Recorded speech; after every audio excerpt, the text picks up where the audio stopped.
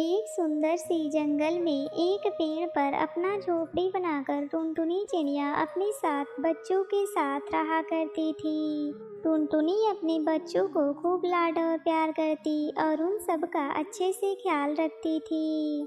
ऐसे ही टुनटुनी को अक्सर घर से बाहर दाना लाने के लिए जाना पड़ता था और तब उसके छोटे छोटे बच्चे घर पर अकेले रहते थे। लेकिन टुनटुनी को हमेशा डर लगा रहता था, क्योंकि टुनटुनी को पता था कि जंगल में खतरनाक कौवे घूम रहे हैं और उन सब का नज़र उसके प्यारे प्यारे बच्चों पर है। इसीलिए टुनटुनी चिड़िया अपने बच्चों को समझाया करती थी।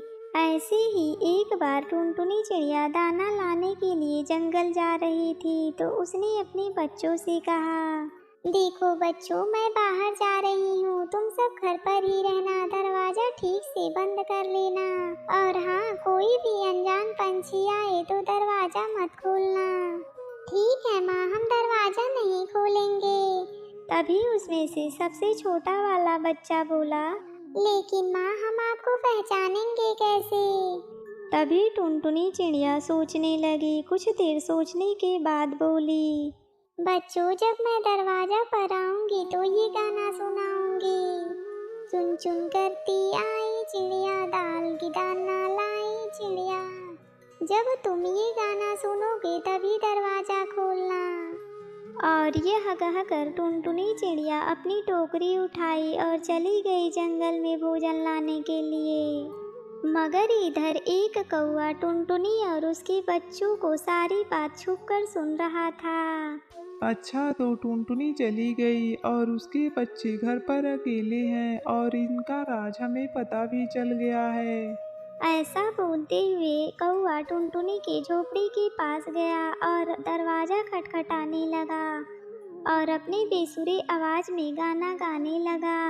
चुन चुन करती आई चिड़िया, दाल की दाना लाई चिड़िया। अरे वाह माँ, तो आ गई, चलो दरवाजा खोलते हैं। मगर माँ, इतनी जल्दी कैसे आई हैं? रुको, दरवाजा मत खोलो।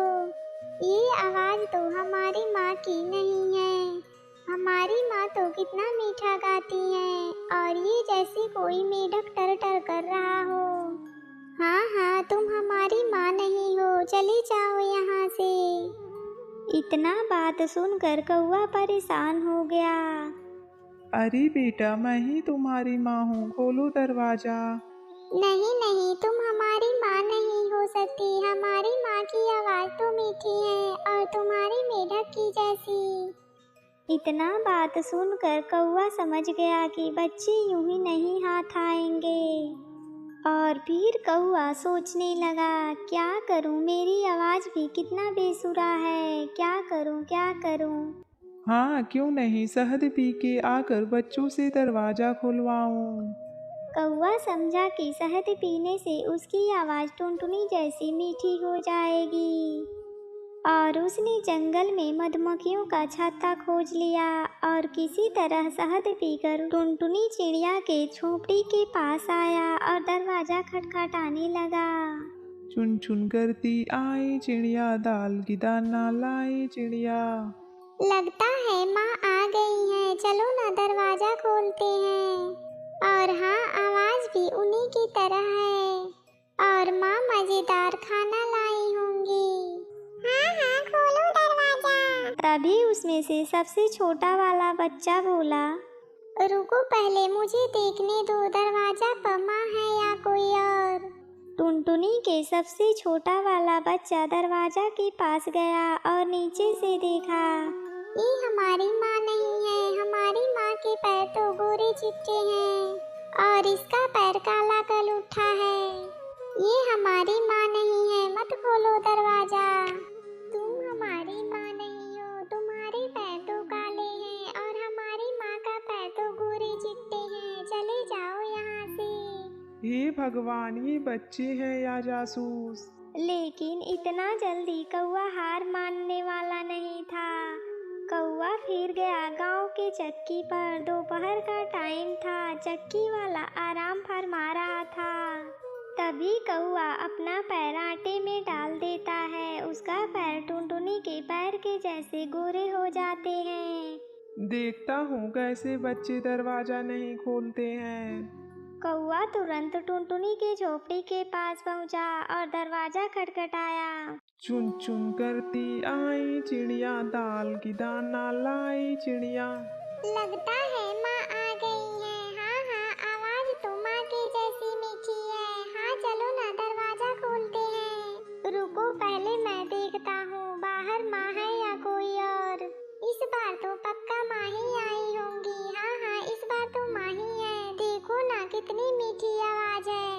चलो ना, खोलते हैं दरवाजा, मुझे भूख लग रही है। नहीं नहीं, दरवाजा मत खोलो, ओ कोई और है, हमारी माँ नहीं है। मगर बाकी के बच्चे उस बच्चे की बात नहीं सुनते हैं और दरवाजा खोल देते हैं। और फिर सारे बच्चे कौवा को देखकर डर जाते हैं। देखो बच्चों, मैं तुम सबके लिए भोजन नहीं लाया, बल्कि अपना भूख मिटाने आया हूँ। ये सुनकर सारे बच्चे डर से जाके छुप जाते हैं। कौवा सारे बच्चों को ढूंढ लेता है और अपनी पीठ पर लाद कर जंगल की तरफ चल देता है। क्या बात है, नन्हे नन्हे ताजे ताजे बच्चे, आज तो मेरी दावत है। पर कौवा की नजर से एक बच्चा बच जाता है जो सबसे छोटा था। कौवा का ध्यान उस पर नहीं गया और वो बच गया। थोड़ी देर बाद टुनटुनी दाना लेकर घर पहुंचती है तो देखती है सारा सामान इधर उधर बिखरा पड़ा हुआ है। डर के मारे टुनटुनी अपने बच्चों को आवाज देती है। बच्चों, मेरे प्यारे बच्चों, कहाँ हो तुम सब? देखो देखो, मैं तुम्हारे लिए क्या लेके आई हूँ। अपनी माँ की आवाज पहचान कर सबसे छोटा बच्चा बाहर आया और रोने लगा। टुनटुनी चिड़िया ने अपने बच्चे को गले से लगाया और पूछी, तुम्हारे भाई और बहन कहाँ हैं? टुनटुनी के सबसे छोटा बेटा सारी सच्चाई अपनी माँ को बताया। ये सुनकर टुनटुनी गुस्सा से आग बबूला हो गई। उस कौवे की इतनी हिम्मत जो उसने हमारे बच्चों को हाथ लगाया, आज तो मैं उसे नहीं छोड़ूंगी। तुम चलो मेरे साथ, बच्चों को और उस बदमाश कौवे को ढूंढते हैं। इधर कौवा बोरी लेकर चलता ही जा रहा था। थोड़ी देर बाद वो थक गया। कौवा ने सोचा, अब थोड़ी देर आराम कर लेता हूँ, मैं बहुत थक गया हूँ। और वैसे भी बच्चे कहाँ भागे जा रहे हैं, उन्हें तो मैं बहुत मजे से खाऊंगा। ऐसा सोचकर उस कौवे ने बोरी नीचे रखी और एक बड़े से पेड़ के नीचे सो गया। टुनटुनी अपने बच्चों को खोजते हुए जा रही थी, तभी टुनटुनी को अपने बच्चे की रोने की आवाज आती है। टुनटुनी चिड़िया ने देखा कि कौवा आराम से सो रहा है और उसके पास बोरी में बच्चे बोल रहे हैं। बच्चों को जिंदा देखकर टुनटुनी चिड़िया की जान में जान आई।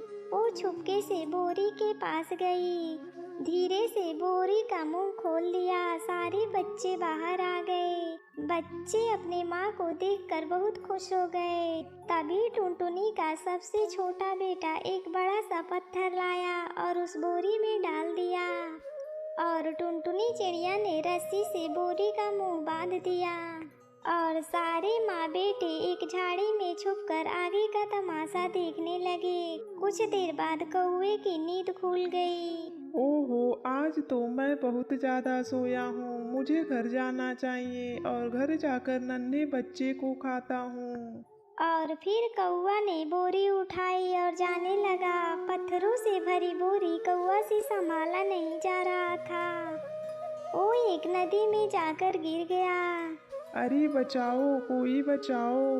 टुनटुनी और उसके बच्चे कौवे की ये हाल देखकर हंसने लगे और टुनटुनी चिड़िया अपने 7 बच्चों के साथ खुशी खुशी अपनी झोपड़ी में रहने लगी।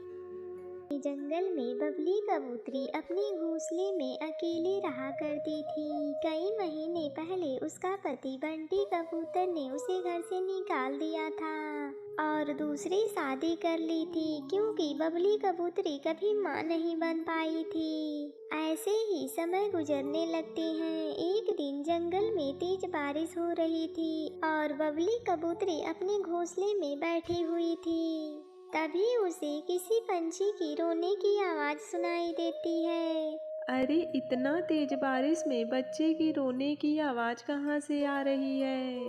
पापा मुझे डर लग रहा है, मम्मा जल्दी से मेरे पास आओ। वो बच्ची ऐसे ही रोए जा रही थी। तभी बबली कबूतरी आसपास उस बच्चे को खोजने लगती है। खोजते खोजते उसका नजर पीपल के पेड़ पर जाती है। उस पेड़ पर एक नन्हा चिड़िया का बच्चा भीग रहा था और रोए जा रहा था। तभी बबली कबूतरी उससे पूछती है, तुम कौन हो बेटी? तुम्हारा नाम क्या है और कहाँ से आई हो? तुम इस जंगल की तो नहीं लगती। मुझे नहीं पता मेरा घर कहाँ है। ये तूफान उड़ाकर मुझे यहाँ लेकर आया है। मम्मा कहाँ है? मुझे मम्मा के पास पहुँचा दो ना आंटी। अच्छा ठीक है, अभी तुम मेरे घर चलो। बारिश रुकेगी तो मैं तुम्हारी मम्मा पापा की तलाश करूँगी। और फिर बबली कबूतरी उस बच्चे को लेकर अपने घर आ जाती है। बेटी ये लो खाओ, तुम्हें भूख लग रही होगी ना। फिर कुछ दिन बाद बारिश रुक जाती है और बबली कबूतरी उसकी मम्मा और पापा की खोज करती है, पर उनका कहीं पता नहीं चलता है। बबली कबूतरी वापस आ जाती है। ऐसे ही समय गुजरने लगता है। इधर टुनटुनी चिड़िया अपनी बच्ची को खोज रही थी, पर उसका कहीं पता नहीं चल रहा था। एक दिन वह अपने पति कालू से कहती है, कालू जी आप मेरी बच्ची को कहीं से भी खोज कर लाएं, क्योंकि मैं उसके बिना मर जाऊंगी। टुनटुनी तुम चुप हो जाओ, शायद वो हमारी किस्मत में नहीं थी, इसीलिए वो हमसे दूर हो गई है।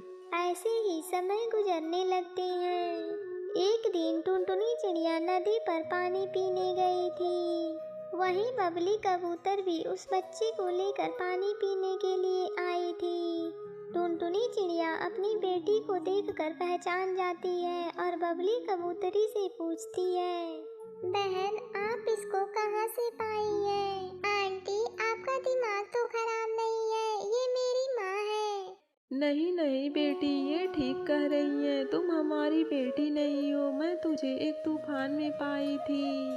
और फिर टुनटुनी चिड़िया सारी सच्चाई बबली कबूतरी को बताती है और फिर बबली कबूतरी मायूस हो जाती है।